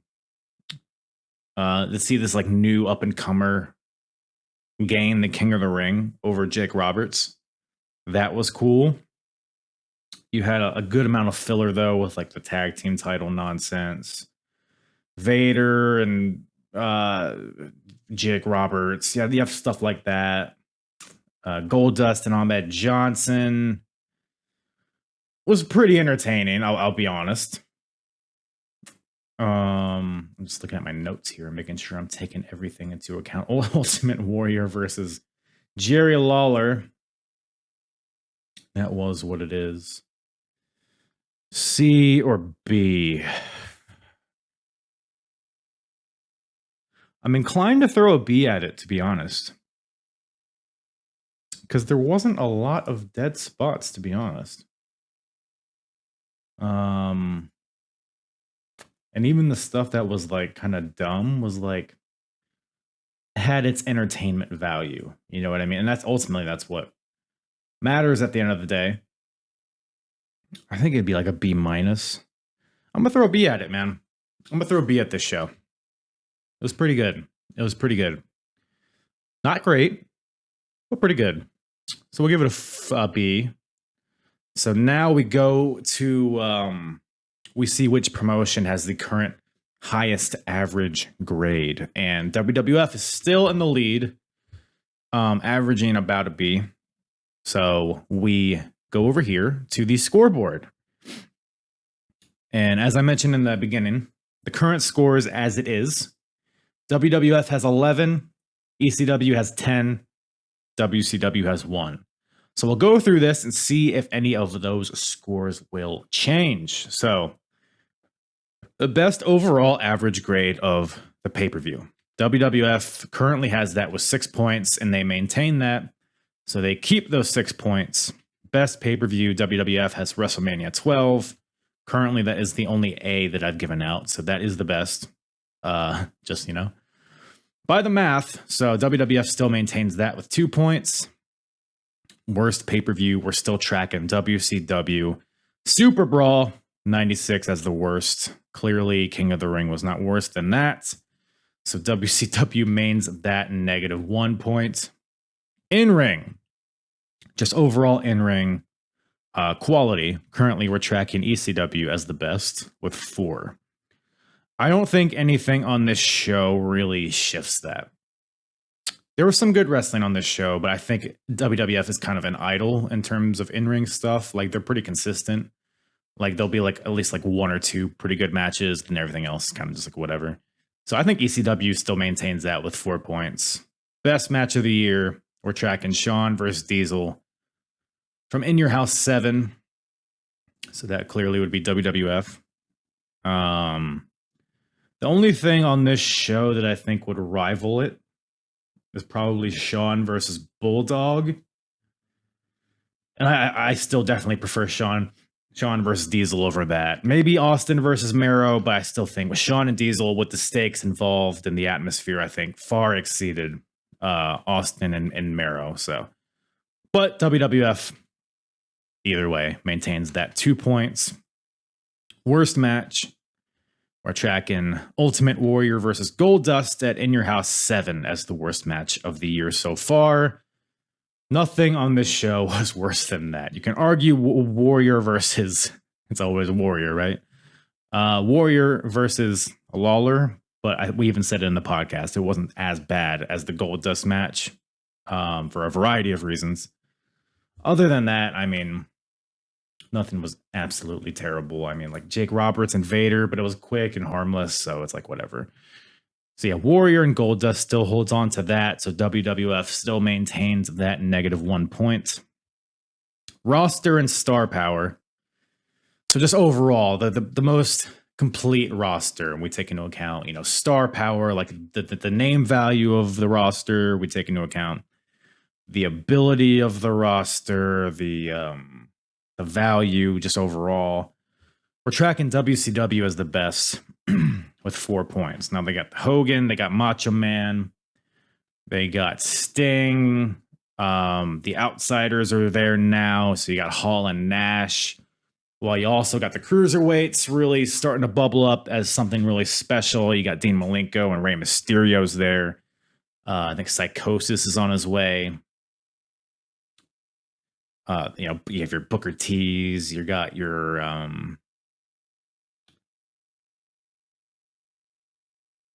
I think WCW still has the best roster. I mean, nothing on this show. I mean, King of the Ring, we're seeing Mankind kind of manifest into something really special, but I don't think he's quite at a point where it's going to pivot this company as better than what WCW has currently. Austin obviously is on the rise, but it's not immediate. So we're not there yet. Mero's cooking. We got some good stuff in the WWF, but I still think WCW maintains the best overall roster. So they keep that 4 points. Wrestler of the Year, Shawn Michaels. Look, he had a great match on this show. So, I mean, that's just more backing as far as I'm concerned in terms of, justifying him as the Wrestler of the Year so far. Even though the storyline was kind of shit, but that's not really his fault. Anybody on this show? Yeah, I don't think anybody on this show is really gonna give him a fight for that. So, just looking here, maybe Goldust. You could argue based on the character plus his in-ring stuff. I mean, it both has been pretty good, but not better than Shawn Michaels. So Shawn keeps that. So WWF keeps that 2 points. Worst Wrestler of the Year, we're tracking Kevin Sullivan from WCW. And look, Kevin Sullivan, he's backed off from the heavy in-ring stuff, right? He's involved in a lot of tag matches, if anything, in-ring. He's more of a mouthpiece nowadays. So I'm hesitant to keep him as worst Wrestler of the Year. But who would take his spot? Does the Ultimate Warrior take Kevin Sullivan's spot as worst Wrestler of the Year? I'm tempted, man. I mean, he's had only a handful of matches, but everything he's been involved in is just like we're trying to run off the momentum of his original run, but I just don't. I mean, the crowd seems into it though. Is the thing, right? We want to be in the context of the time. We're trying not to factor in hindsight too much, but I just don't think he's offered anything, man. And look, he has the worst match of the year, as we're tracking, right? Him versus Goldust. And I even said it. I was like, the Warrior versus Lawler gave it a fight. So it's like we have two Warrior matches at the bottom of the at the bottom of the match quality. And plus, there's no evolution in his character. It's kind of just a diluted version of what he was in the 80s and the early 90s. Do we put Warrior as the worst wrestler of the year? I think because Kevin Sullivan, I don't think when this is all said and done I don't think Kevin Sullivan's gonna be the worst of the year. Personally. And I think Kevin Sullivan offers some in terms of Mike and in terms of being a manager kind of role guy. Tough. Well, no, I say that, but Kevin Sullivan also had the Falls Count Anywhere match with Chris Benoit. That was pretty entertaining. So, like, he's giving us some good stuff. You know what? I'm putting Ultimate Warrior there. We're doing it. Ultimate Warrior. WWF. So WCW gets a point back because that is a -1 point criteria. And WWF loses a point by having the worst wrestler of the year so far. And I don't think anybody else on this show would give, maybe Jake Roberts, but he's not worst of the year. He's fine. Yeah, nobody else on this show. I mean, Ahmed Johnson is fun. Taker. Yeah, no, nobody else really. I think Warrior grabs that one, man. He stinks. Okay, so out of ring. Looking at the out of ring aspect of all of this. So best overall, and we're talking gimmicks, characters, promos, storylines, all that stuff. We're tracking ECW as the best currently. They got Sandman and Raven is kicking off with Raven bringing in Sandman's son, joining his cult. You got Taz being built up into an eventual match with Sabu. You got Shane Douglas in the TV title picture. You got you have the Eliminators and the Gangstas. ECW has got a very top to bottom complete kind of just like repertoire of stories going on right now, which I don't think WWF or WCW is really doing. Like both of those companies kind of have stuff going on at the top, but everything else is kind of, it's like filler. It's like it's like on the back burner. You know what I mean? So I think ECW is still winning their best overall out of ring stuff. Best character / storyline. We're currently tracking Taz as the best. Just the way he's being built up as a legit like shoot style fighter is the presentation is very unique for the time. His promos are badass. His presentation's badass. Previously, I had Goldust here, but I think Taz overtook him.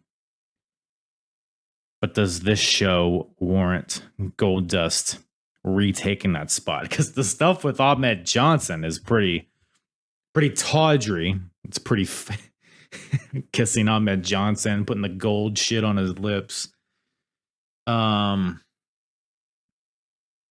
Goldust, Mankind's another one that can be in the running. But again, I think we're still very early days with Mankind. I don't know if we're quite there yet, but it could be a future winner there. I mean, Steve Austin, of course, we gotta consider that, right? But again, very early days. I mean, this is the start of it, right? This is the seed was planted on this show, so I can't go ahead and say that he's the best currently, right? Again, we're not taking into account hindsight. We're looking at this show in a vacuum, and Austin winning King of the Ring is great. Like he's been put on that pedestal, but how does he follow through? We don't know yet. So I think Taz probably keeps this the best character going right now. But this is a category that's going to see a lot of flux, I think, especially with stuff that WCW has upcoming. I think we're going to see a lot of changes there, but Taz will hold on to that for now. So ECW keeps that 2 points. Worst character / storyline, the Dungeon of Doom. It's like the Dungeon of Doom. Like I spoke about this kind of with Kevin Sullivan. Like they're not like, I guess they're still kind of a big factor on the show. They're not like the main event. Well, I guess the Giant's the fucking world champion, but he doesn't feel like a world champion. So maybe that lends itself to, it shows that the Dungeon of Doom sucks, which maybe that warrants them keeping the worst character / storyline. I mean, on this show, like what would combat that? Warrior and Lawler is pretty bad, but is also very short-lived. Whereas the Dungeon of Doom isn't it like it lasts years. So, yeah, we're gonna keep the Dungeon. I mean, the Bulldog and Shawn Michaels storyline sucks a lot as well, but I don't think it's as bad as the DOD. So WCW keeps that -1 point, and that is where we're at. So the only shift we saw was a 1 point, or I guess a 2 point swing between WWF and WCW. So now, as it stands, WWF has 10 points. ECW also has 10 points, and WCW has 2 points. So ECW has now tied up with WWF, and WCW is slowly creeping back up. But a lot's going on in the next few months here, so a lot's going to be changing. But that's where we stand as of now. Yeah. I think that about does her. Huh? Do you agree? Do you disagree? Leave a comment. Shoot me an X post or whatever the hell. But yeah, that's about all Daddy got. Daddy Yankee. That's all Daddy has for you today. Appreciate you guys listening and or watching and or tasting. Love you all. Appreciate the support. Appreciate your love. Just gonna let that marinate for a second. Have a good day, everybody. Get the hell out of here. I am hard. Yeah. It's the hardest. Talk around and disregard it. Strip you off the ground, show you what hard is. Standing strong and proud, nothing can knock it. Let's get started. It's the hardest. Talk around and disregard it. Strip you off the ground, show you what hard is. Standing strong and proud, nothing can knock it. Let's get started.